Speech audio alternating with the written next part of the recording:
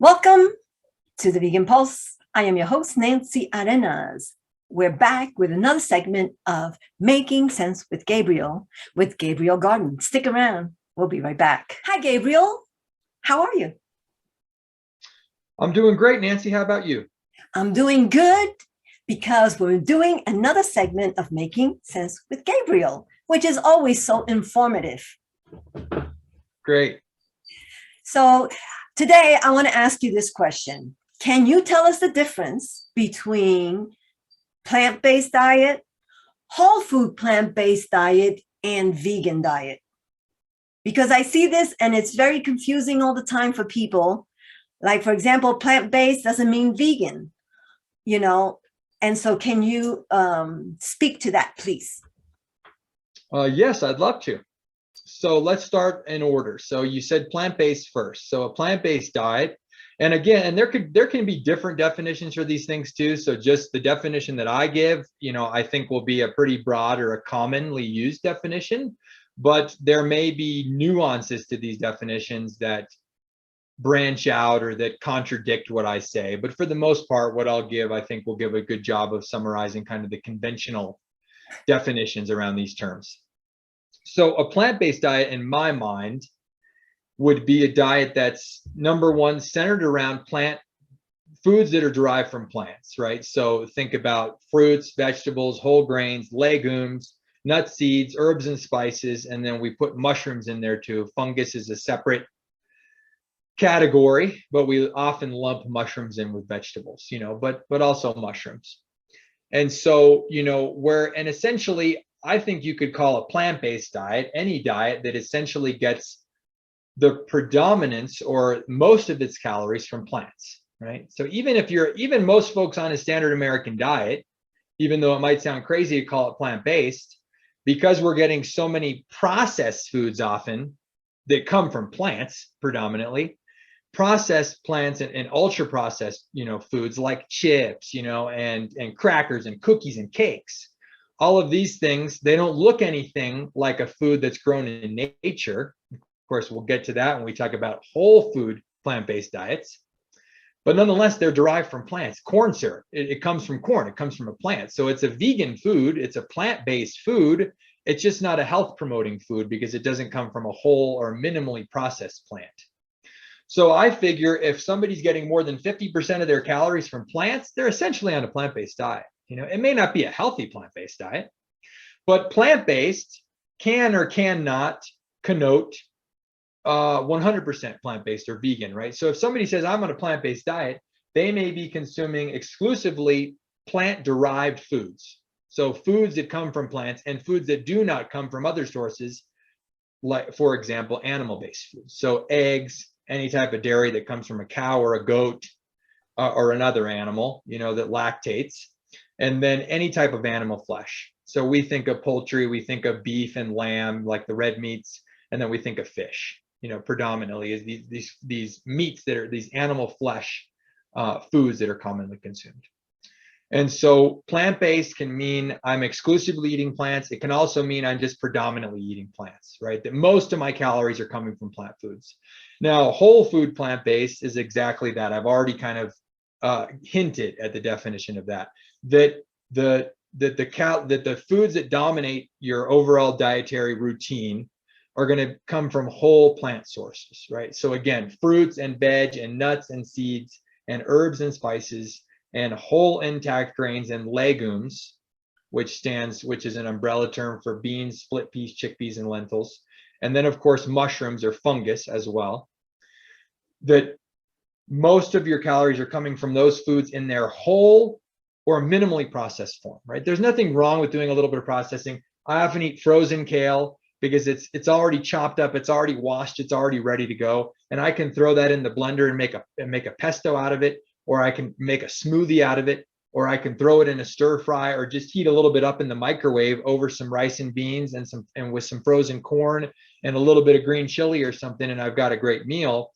But it doesn't require a lot of time. So frozen kale has been processed, right? They usually will cut it at peak ripeness, which is great. And then they're going to blanch it, right? Which is a form of processing. They're kind of starting the cooking process with a quick boil, a blanch, and then they immediately flash freeze it. and it locks in all the nutrients. But it's still, and then it's put in a bag and everything, and it's already chopped up and already washed. But that's a minimal form of processing that doesn't either add nutrients that make something less healthy or take nutrients away, which make foods less healthy. So those are the forms of processing that we generally want to avoid, where we're either removing nutrients that are good for us or we're adding nutrients that make the food less healthy. So most processed foods will remove nutrients, like in the form of processed grains. They'll take a whole grain and they'll grind it up in such a fashion that we actually lose 2 of the 3 parts of the grain. So the grain is made up of the endosperm, that's the starchy part where we get a lot of the calories and the carbohydrate. Then we've got the germ, which contains the B vitamins and essential fatty acids. Those are really important nutrients. But we lose the germ when we process into white flour and white rice. And we also lose the bran, which is the outer covering, which contains most or pretty much all of the fiber. And again, fiber is an incredibly important nutrient that pretty much every American, almost every American, 97% plus of Americans are only getting half of the minimum daily requirement for fiber on a daily basis. So if the average all Americans, we need about 31 grams just to meet our minimum daily requirement for fiber. The average American's getting about 15 or 16 grams per day. It's abysmal. It's really sad, but it's just part of the way our modern food system works.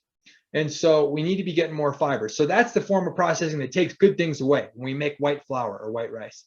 And then the other forms of processing usually will combine refined grains like those, and then we'll add nutrients like salt and oil and sugar and different kinds of food colorings and flavorings to these processed foods, which also makes them less health promoting, right? Or more disease promoting for our bodies. And so those are the things that we want to avoid. But I'm just losing my track of thought here.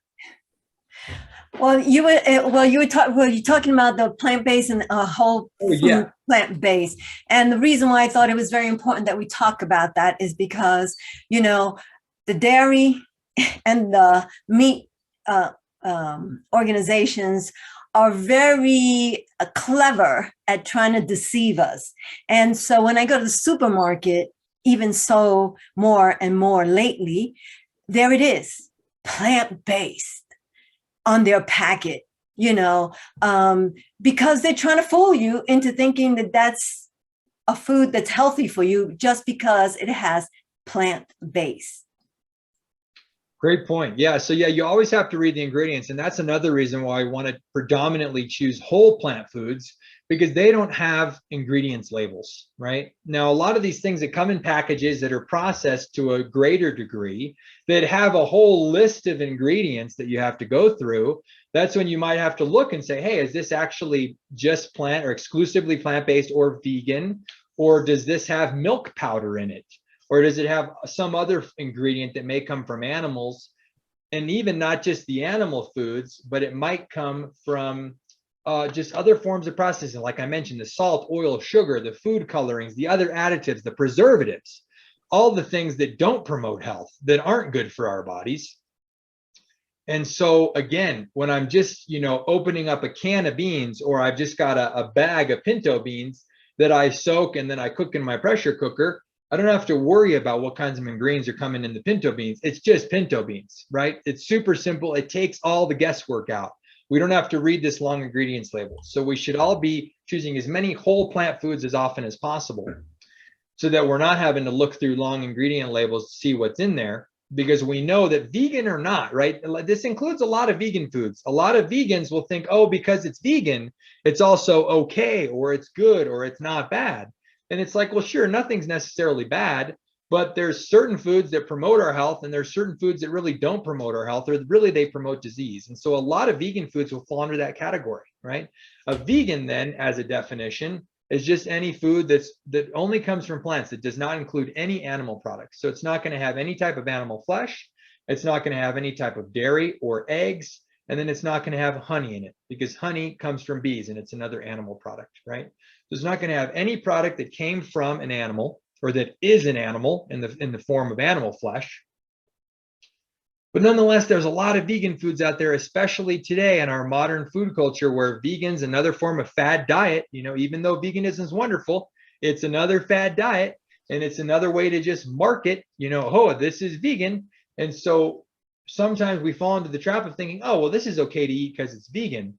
But bottom line, it may be promoting obesity, diabetes, illness, and disease if it's just another processed junk food, right? And there's nothing wrong with eating a little processed junk here and there. We all have a sweet tooth, or most people do.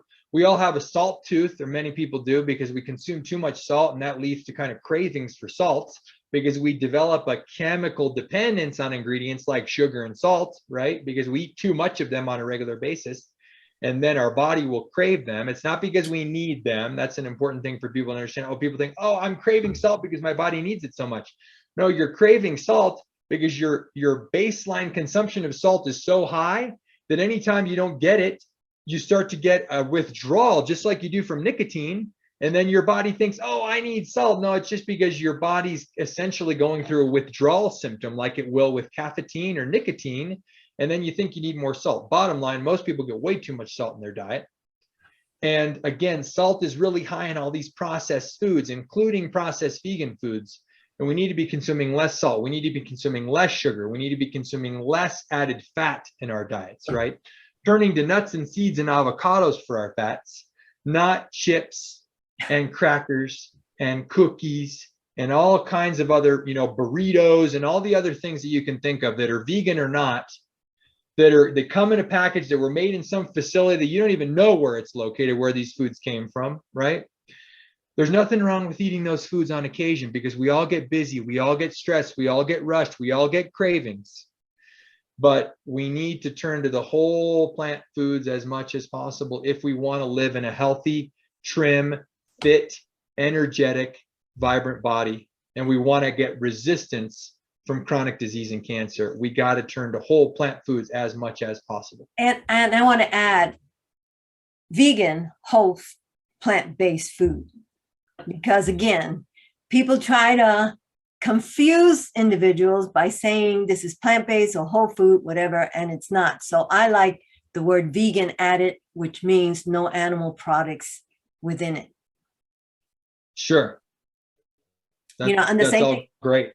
And the same thing, like you said, like when I was doing my cooking classes, I would encourage people to look at the ingredient list.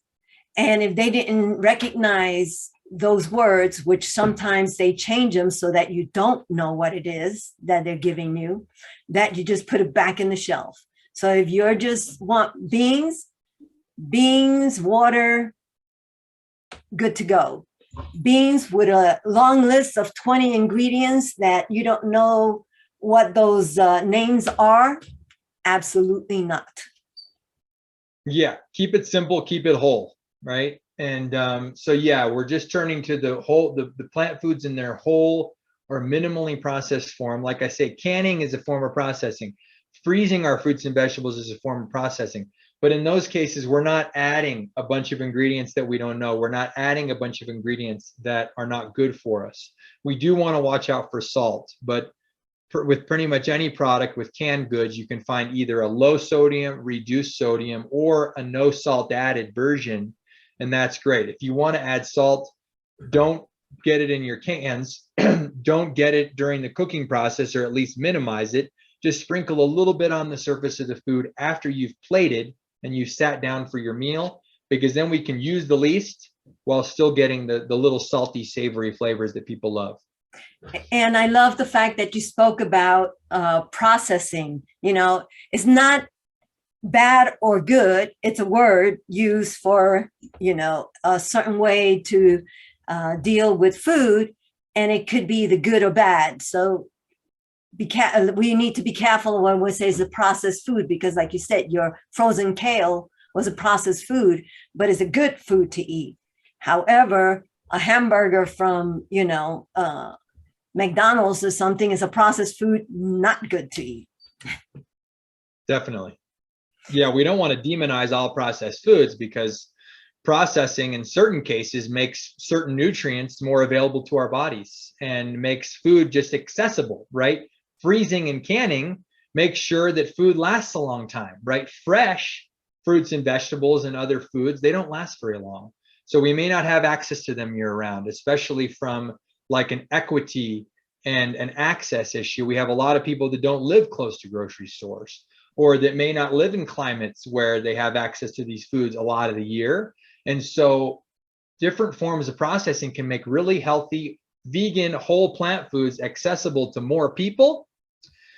We just need to make sure to be wise when it comes to choosing, the ones that are best for us. Well, again, thank you, Gabriel, for sharing information and helping us keep healthy. Until next time. Thank you for joining us on another episode of the Vegan Pulse. I am your host, Nancy Arenas. Remember to like us on Facebook, check out our website, and subscribe to our YouTube channel. If you have a pulse, you have a purpose. Live vegan.